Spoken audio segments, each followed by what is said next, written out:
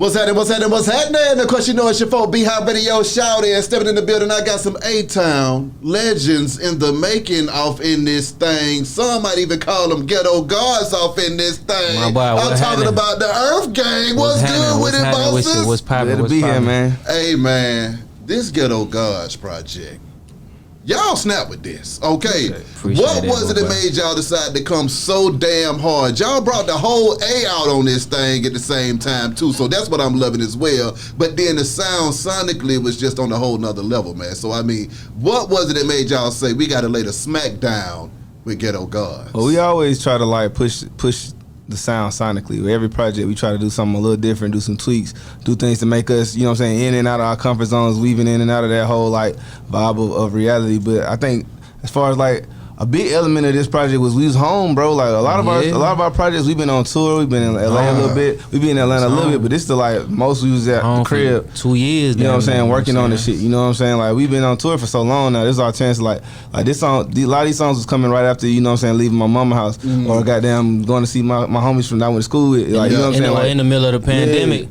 You know what I'm saying? Exactly. When it's really like you and your family, you checking on your people, these like, niggas you calling, they going through it, they letting you know for real. Like, it's coming from real life conversation. You ain't just talking to other rappers. Matter of fact, I don't think I had a rap friend the whole time we made this shit. Bro, I don't think I had one. And I'm cool with that. You know what I'm saying? Like, all my niggas I've been kicking it with, really before the pandemic, but definitely since, 100% since, have been niggas I know my whole life. And I that's like, to me, one of the gifts of the pandemic is it eliminate, even like with the hoes, a lot of hoes that was like my regular, like, what you doing is what you doing.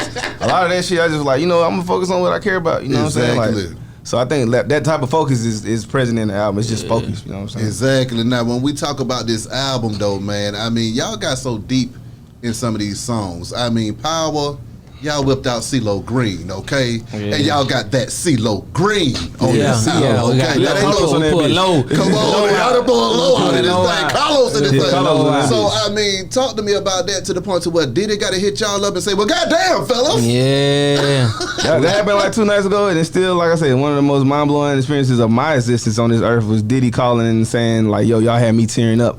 Like, he said that shit out of his mouth. That nigga was like, yo, I feel like I'm time traveling listening to this shit. I feel like I'm 19 and 80 at the same time. Like, he was like, y'all feel like, you know what I'm saying? Like, y'all really like hit me with this. And I was like, damn, bro. Like, we made that song in particular. I mean, the whole album. That song in particular, I ain't gonna hold you.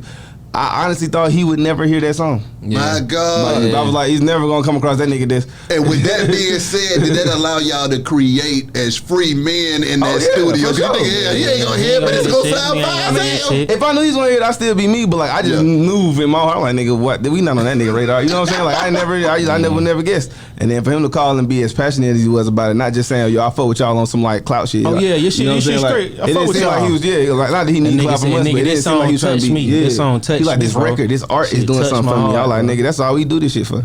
Okay, so with that being said, y'all going in there pouring out y'all hearts on these tracks.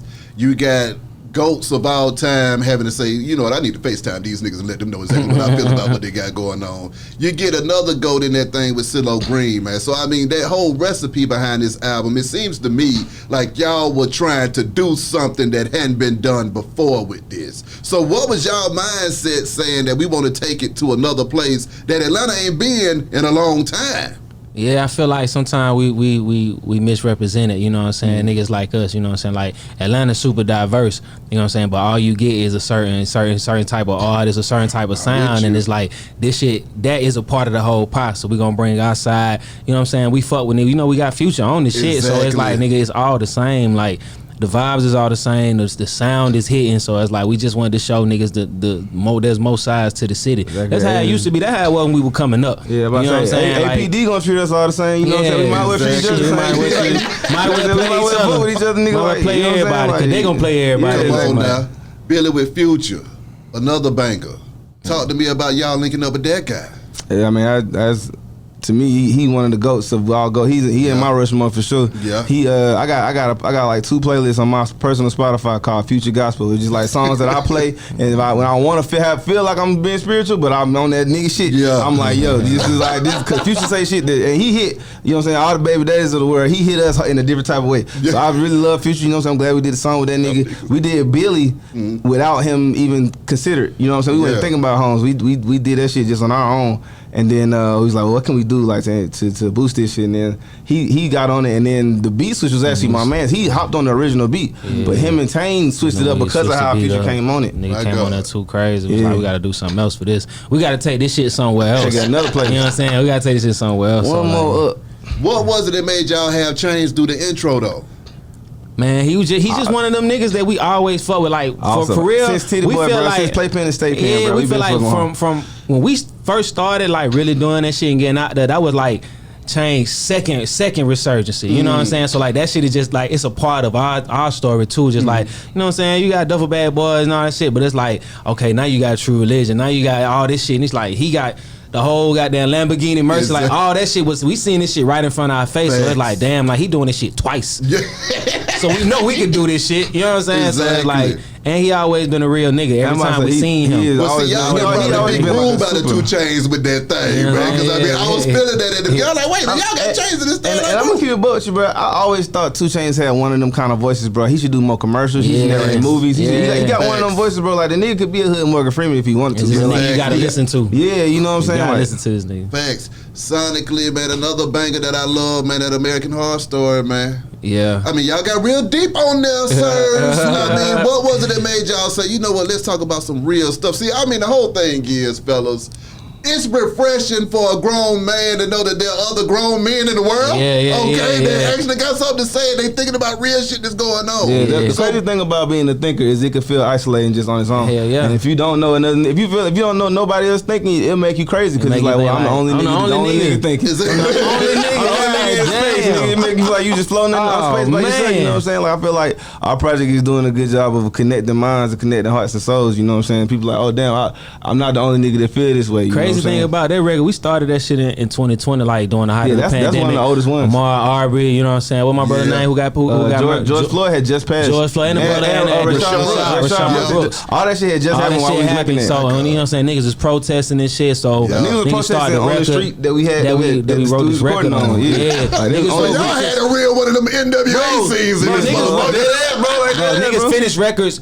Went to say, all right, my nigga, open the door. Niggas is protesting down the street. Oh, okay, we got to join these niggas now. You know what I'm saying? Now we got to go outside. And then, literally like 5 months later, we put the drums onto the beat. So we made the record without no drums.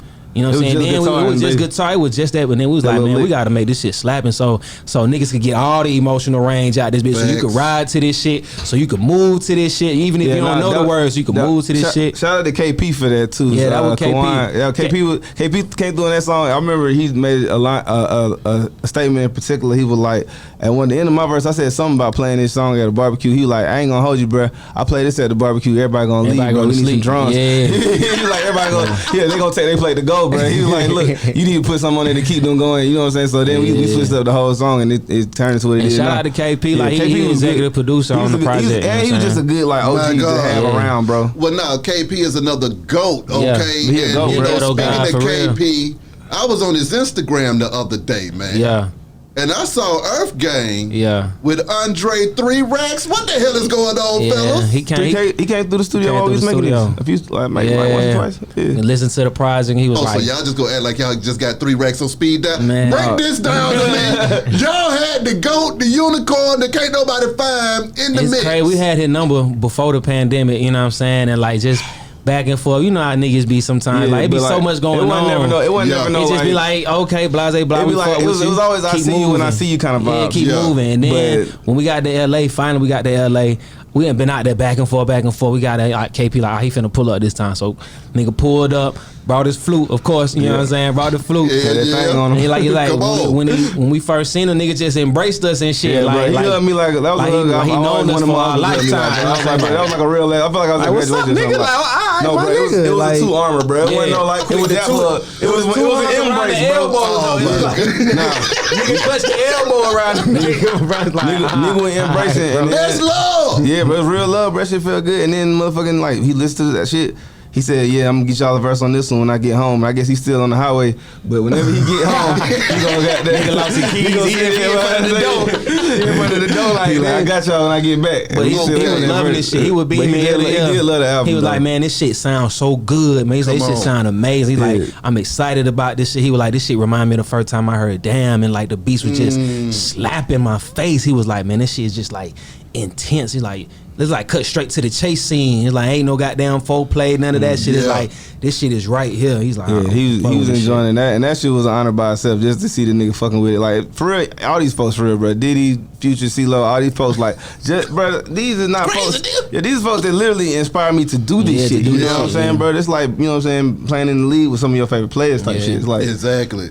Do you feel like this album is the one that do you feel like this is the album that just takes it all the way over the top? Because based off of the buzz and the cosigns and the features and stuff, it just seems like it's a different synergy behind this. Yeah, I think it is. I think it is. I think we just gonna have to wait and see. We on the ride like y'all on the ride. You know what I'm saying? We just made music. You know what I'm saying? It ain't never been like this for us before, so we gonna have to see. But that's what I'm saying. Like this is like the beauty of this, which is, you know what I'm saying, with all our projects, it's like a new frontier. You know what I'm saying? But this is like the first time we felt like our core fan base plus our actual niggas, our community, the niggas who we grew up with, the niggas who been rooting for us, but they don't really understand the music that we playing over in Germany. You know what I'm saying? They don't understand the music that we playing in New Zealand. It's like, okay, I fuck with that shit. Y'all fires here for doing that shit. Now it's like, okay, now I could play this shit too and root for y'all niggas and kill for y'all niggas. You know what I'm saying? First I'm gonna kill for y'all. I'm gonna kill for y'all niggas. But now I can kill for y'all niggas and play the music while I kill for y'all niggas. Like, so that would be the thing. I remember it'd be so many times like we would be getting bigger and bigger. You know what I'm saying? We the niggas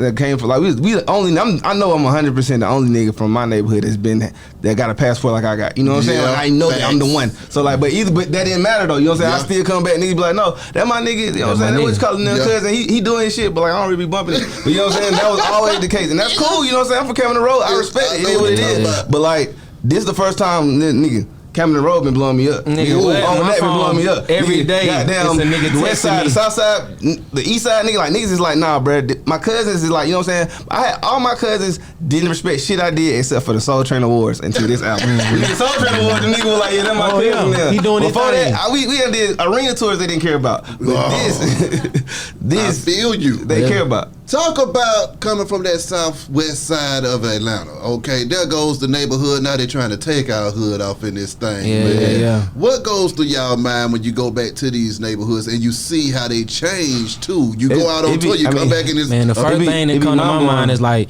I gotta spend money with all black businesses. Like I just got to spend money, keep these niggas going, keep them boosted up. That's the first thing that come to my mind. And the second thing is I got to join them. You know what I'm saying? Like we got to find a way to join ourselves together, or I got to get the spot next to you, open up a spot. But it's like that's the only thing you could really do. It's a few spots that I like grew up like going to that's still around, and I'm scared every time I leave town, bro. That shit be crazy. I'm like, man, it's certain places that just mean so much to me. I ain't even been to some of them in a while, but they just mean so much to me when I'm driving home to see my mama to see that shit.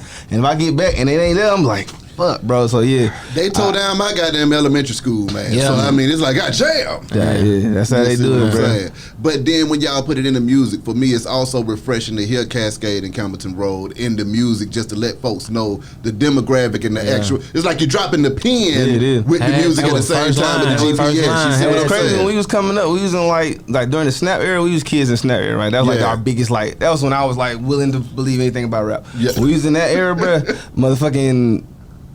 We would hear Cascade and Campbellton, but I didn't realize that the niggas I was listening to was like local niggas, like Ben Hill Squad, like Future and them, he was called Meeting, like we would hear like local streets back then, but I didn't realize that it wasn't going nowhere outside of the hood back then, because the internet wasn't even saying, the game wasn't the same. So now like it feels good just to say it on the certain song, like nigga, I'm talking Campbellton, still hit the dance, like niggas don't even know we used to do that, you know what I'm saying? Like the workout, you know what I'm saying? Nigga, okay, Water Boys. J. Cole, y'all coming together on that banger as well, man. What was that like getting the Spillage Village together? That was the last song that was made for the album drop. My God. Literally we started working on that shit in like January. I think I laid my verse down like last year sometime, just fucking around with Jid in the studio. I did my verse a couple weeks ago. You know what I'm saying? And niggas was like, what's this? We played this shit in January. We played this shit in January, and niggas like, what's this? This a regular. It's like, yo, this shit got to be on there. Everybody put y'all verses down. This shit got to be on the album. Cole literally turned his verse in like Wednesday. 2 days before album shit came dropped. out Friday. Damn. Yeah. I mean, have y'all sat down with Cole with the album, and what did he have to say about what he heard? We played it for him till it came out. Not the most recent version. Like we done been through like 7 versions. So he probably done heard versions 3 and 4, and then we done left that nigga 5, 6, and 7. You know what I'm saying? Like, and by the time we done got to 8, that's what came out. So I don't know. I don't even know if he done heard it since it came out yet. To be quite honest with you, we done been on the phone with him since it came out. Yeah. But we ain't talked about that. We just been talking about like strategy moves, what to do now. You know what I'm saying? Like what should we do? We ain't talked about the actual album with him at all. So what is the strategy that's different this time from previous years, fellas? I mean, shit, we just gonna keep FaceTiming Diddy. You know what I'm saying? Exactly. Just keep calling Diddy, bro. We got a tour coming out. We got these videos coming out that we're gonna do something very special and exclusive with. And we biodegradable. Yeah, we got the biodegradable tour. Yeah, the tickets going up. We're taking a band on the road. Everybody that know our live show, it was crazy before the band. Now it's a whole production. So you gonna get a treat. You're not just gonna get like, you know what I'm saying, a nigga standing around and playing his shit for you. Throwing water on you and shit. You know what I'm saying? Yeah, no, we gonna throw some water on you, but you gonna get more than that. It's gonna be much more than that. I mean, are y'all excited to get back on the road? And you see what I'm saying? How long have y'all been taking a break doing COVID and stuff? I mean, we've been moving. We ain't did a tour, but we did festivals throughout the pandemic though. Like we did festivals in New Zealand. We did some shit. New Zealand fellas. Yeah. What the hell was going on in New Zealand? No COVID. 18,000 people in one crowd. Nigga, while everybody else had to go home. Yeah, shit. The fun thing, New Zealand was they did the best with the quarantine because they are an isolated country and they went hard on the regulation. So like to get there, we had to stay in this government quarantine. It's like the army military guards had the quarantine, bro. Like we get out 1 hour a day type shit. Like I had my Xbox, but it was like, you know what I'm saying? That 2 weeks of just 1 hour a day outside, bro. That shit sucked. I ain't gonna lie, y'all. My mind started to look. I don't know how it was Martha Stewart. I don't know how niggas be like really in ISO. I was like, bro, this shit crazy, bro. This shit really crazy. But then after we got out like December 31st. So we probably was in the one place in the world that had a real New Year's Day. Mm-hmm. You know what I'm saying? Coming out of 2020, going into 21, we was in the one spot. Streets was packed. Where people was out there hugging and stuff, because like they had the least cases in the world. So we just happened to, you know what I'm saying, fall in there. And then the show we did was like 18,000 people. That shit was crazy. Okay, current events, fellas. You know, Amaretta dropped a single. Everybody loving it. Everybody talking about it. It's Sorry Not Sorry. I know y'all some A's high graduates, okay? So I totally understand where y'all fall on that line. But what are your thoughts about it, fellas? Okay, for one thing, I'm gonna say this: it was genius because this is the 3rd time we talked about it today, and that's the 3rd time on camera. It's still I done had about 5 different conversations in the group chats. You know what I'm saying? So like, it was genius because of the conversation it created. It's gonna make people in different cities make their own version of it, and that's all super fire, and that's really good for her.